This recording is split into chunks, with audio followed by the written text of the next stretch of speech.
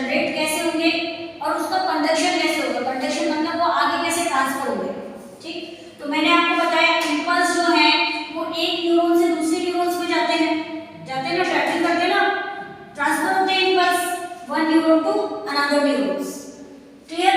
तो जो आपकी मेम्ब्रेन है, एक्सोन की जो मेम्ब्रेन है, एक्सोन की बाहर वाली मेम्ब्रेन पे पॉजिटिव चार्ज है। ये कौन सी कंडीशन में? पोलराइज्ड कंडीशन में। पोलराइज्ड मतलब पोलैरिटी है इसमें, क्योंकि बाहर की साइड में इसमें पॉजिटिव चार्ज है। पॉजिटिव चार्ज क्यों है? Excess amount of sodium ion are present. ठीक है, and the low amount of sodium ion, potassium ion are present. तो excess sodium and low potassium are present the outer side of the axoplasm. ठीक है, तो axon की जो membrane है उसकी बाहर वाली साइड में सोडियम आयन ज्यादा है, इस वजह से बाहर की तरफ सोडियम चार्ज, सोडियम की वजह से पॉजिटिव चार्ज है, और अंदर की तरफ नेगेटिव चार्ज है मेम्ब्रेन में, क्योंकि पोटेशियम आयन और नेगेटिव चार्ज प्रोटीन की वजह से। क्लियर। तो पहला पॉइंट ये है कि जो एक्सोन की मेम्ब्रेन होती है वो पोलराइज्ड होती है। पोलराइज्ड क्यों होती है? बाहर की तरफ पॉजिटिव चार्ज होता है, अंदर की तरफ नेगेटिव चार्ज होता है। बाहर पॉजिटिव चार्ज क्यों होता है? सोडियम आयन की वजह से। अंदर नेगेटिव चार्ज क्यों होता है? पोटेशियम आयन और नेगेटिव चार्ज प्रोटीन की वजह से। Is that clear? बाहर सोडियम आयन ज्यादा है, इसलिए बाहर पॉजिटिव चार्ज है। Is that clear? तो इस कंडीशन को हम क्या बोलते हैं? पोलराइज्ड। कौन सी कंडीशन में मेम्ब्रेन हमारी? पोलराइज्ड कंडीशन में। तो जो रेस्टिंग स्टेज है, अभी कोई भी सिग्नल्स या इंपल्स नहीं आए हैं, कुछ भी जनरेट नहीं हुआ है, कोई एक्शन पोटेंशियल जनरेट नहीं हुआ है, तो नॉर्मल कंडीशन में, रेस्टिंग कंडीशन में क्या होगा कि जो सोडियम आयन होते हैं, ये जो सोडियम आयन है ये कैसे हैं? इम्परमिएबल, अभी ये अंदर नहीं आ सकते। ठीक है, इम्परमिएबल है। क्लियर है? रेस्टिंग कंडीशन में। और आपके पोटेशियम आयन परमिएबल है और नेगेटिव चार्ज प्रोटीन भी आपकी इम्परमिएबल है। Is that clear? तो जो आपकी इलेक्ट्रिकल पोटेंशियल डिफरेंस है, इलेक्ट्रिसिटी का जो इलेक्ट्रिकल पोटेंशियल डिफरेंस है, इसको हम बोल रहे हैं रेस्टिंग पोटेंशियल। क्या बोल रहे हैं? Resting potential.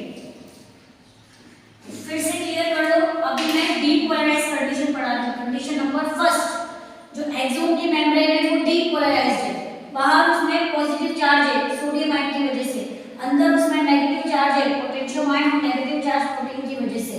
तो जो इलेक्ट्रिकल पोटेंशियल डिफरेंस है इसको हम रेस्टिंग पोटेंशियल बोलते हैं, क्योंकि रेस्टिंग कंडीशन में जो सोडियम आयन है वो इम्परमिएबल है, मूव नहीं करेगा।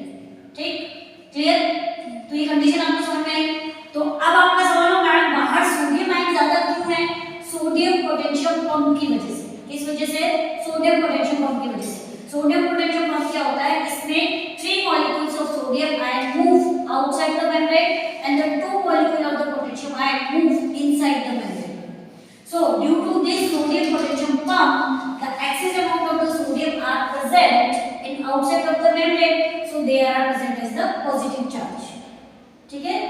And the inner side the potassium ion are present and negative charge are present. ठीक है? तो बाहर आपके सोडियम है, अंदर आपके पोटेशियम और नेगेटिव चार्ज प्रोटीन है। बाहर का आपका पॉजिटिव चार्ज है, अंदर का आपका नेगेटिव चार्ज है, और इस कंडीशन को हम बोलते हैं पोलराइज्ड कंडीशन। क्लियर है सबको? Yes ma'am. सबको क्लियर हुआ? इसको जो आपकी एक्सोन है वो पोलराइज्ड कंडीशन में है, और रेस्टिंग कंडीशन में इसको रेस्टिंग पोटेंशियल बोलेंगे। क्लियर? क्योंकि बाहर पॉजिटिव चार्ज है सोडियम आयन की वजह से, अंदर नेगेटिव चार्ज है पोटेशियम आयन और नेगेटिव चार्ज प्रोटीन की वजह से। क्लियर? तो ये कंडीशन है आपकी पोलराइज्ड। ठीक, अब इसके बाद हमें देखना है डीपोलराइज्ड कंडीशन। जब एक्शन पोटेंशियल आएगा, जब सिग्नल्स आएंगे, इंपल्स आएंगे, ठीक, उसको बहुत ध्यान से आपको समझना है। इसको मिटाओ। देखो बेटा, अब नेक्स्ट जो है वो आपकी डीपोलराइज्ड कंडीशन। डीपोलराइज्ड कंडीशन में क्या होगा? डीपोलराइज्ड, सपोज ये आपकी साइड ए है और इसमें मैंने बोला पॉजिटिव चार्ज बाहर है, अंदर की तरफ नेगेटिव चार्ज है। ठीक है, तो जब सिग्नल्स आएंगे यहाँ पे, ये देखो इस तरह से सिग्नल्स आए, सिग्नल्स आने पे सोडियम आयन क्या हो जाएंगे? परमिएबल। सोडियम आयन कैसे हो जाएंगे? परमिएबल। और परमिएबल होने की वजह से सोडियम आयन क्या करेंगे? अंदर की तरफ मूव करेंगे। कहाँ मूव करेंगे? अंदर की तरफ। तो इनफ्लक्स हो जाएगा किसका? Influx of sodium ion into the cell.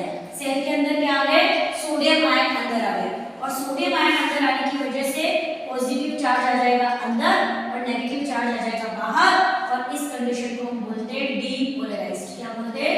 Depolarised. ठीक, फिर से समझ लो, नॉर्मल कंडीशन में पॉजिटिव चार्ज बाहर था, नेगेटिव चार्ज अंदर था, क्योंकि सोडियम आयन इम्परमिएबल थे। लेकिन जब सिग्नल्स आए, एक्शन पोटेंशियल आया, तो सोडियम आयन परमिएबल हो गए और वो मूव करके अंदर आ गए मेम्ब्रेन में। इससे अंदर की तरफ पॉजिटिव चार्ज आ गया और बाहर की तरफ नेगेटिव चार्ज आ गया, यानी कि रिवर्स होगी ना कंडीशन। तो इस कंडीशन को हम बोलते हैं डीपोलराइज। क्या बोलेंगे? डीपोलराइज। तो ये जो साइड ए है ये कैसी हो गई आपकी? डीपोलराइज। समझ में? डीपोलराइज में क्या हुआ? सोडियम आयन परमिएबल हुए, वो अंदर मूव किया, इन्फ्लक्स हुआ उनका अंदर सोडियम आयन का, जिससे पॉजिटिव चार्ज अंदर आ गया और बाहर नेगेटिव चार्ज आ गया, और उल्टी हो गई इससे जस्ट कंडीशन। तो इसको क्या बोल रहे हैं हम? Depolarised condition. ठीक, अब जब सिग्नल्स आगे बढ़ेंगे, ठीक है, मूव टुवर्ड्स, आगे की तरफ बढ़ेंगे, तो देखो इधर तीनों कंडीशन एक साथ समझा देती हूँ। उसको बोलेंगे तीसरी को रीपोलराइज्ड कंडीशन। रीपोलराइज्ड, तो इसमें क्या होगा बेटा? ये आपकी एक कंडीशन जिसमें आपके पॉजिटिव चार्ज अंदर आया था, नेगेटिव चार्ज बाहर था, इसको मैंने ए साइड बोला था। बाहर आपका पॉजिटिव चार्ज है, अंदर आपका नेगेटिव चार्ज है। अब ये है साइड बी। सिग्नल्स पहले यहाँ पे आए थे, यहाँ पे आके इस कंडीशन को क्या कर दिया था? डीपोलराइज कर दिया था ना। अब ये सिग्नल्स ए साइड से कहाँ चल जाएंगे? साइड बी में। कहाँ चल जाएंगे? साइड बी में। ये साइड है, यहाँ पे डीपोलराइजेशन हुआ था।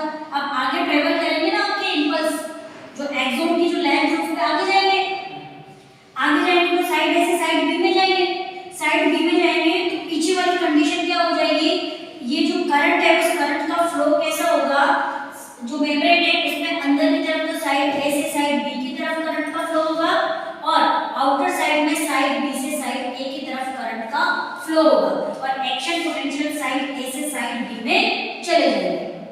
तो अब साइड बी में चले जाएंगे तो अब ये कंडीशन डीपोलराइज हो जाएगी, और पीछे वाली कंडीशन क्या हो जाएगी? फिर से डीपोलराइज हो जाएगी।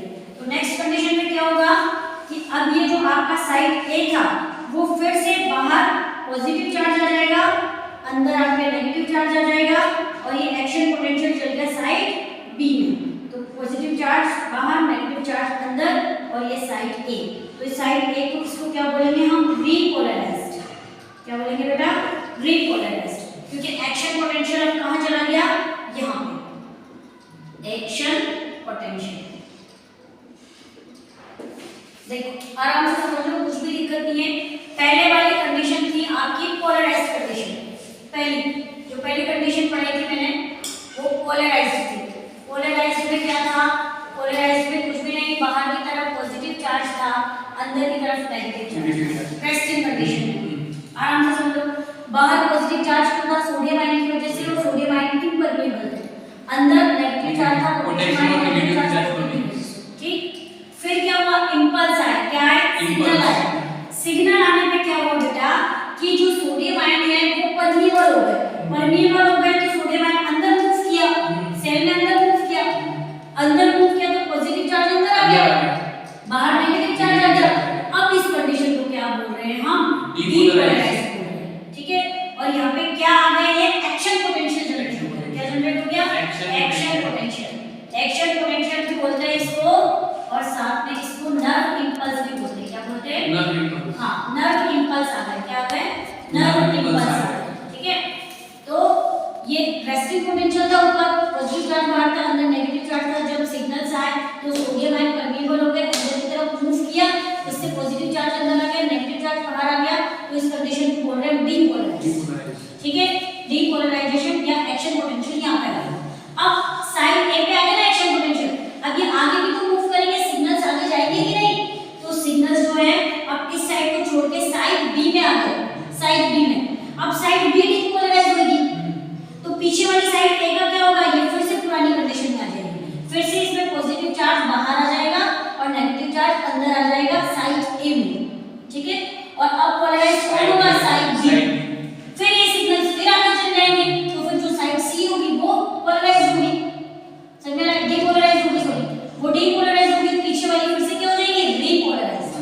ये रीपोलराइज हुई ना, फिर से पोलराइज हुई ना, ये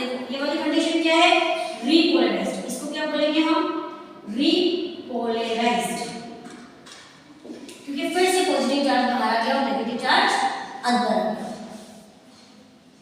तो मेरा पहली कंडीशन पॉजिटिव चार्ज बाहर, अंदर नेगेटिव चार्ज, सिंपल सी बात है क्योंकि सोडियम आयन इनवर्टिव है। दूसरी कंडीशन में जब एक्शन पोटेंशियम आया तो सोडियम आयन अंदर मूव किया, इससे पॉजिटिव चार्ज अंदर आ गया, बाहर नेगेटिव चार्ज आ गया, इस कंडीशन को डीपोलराइज्ड बोलते हैं। और जब एक्शन पोटेंशियल आगे की तरफ मूव करेगा तो पीछे वाली सिचुएशन फिर से पुरानी हो जाएगी,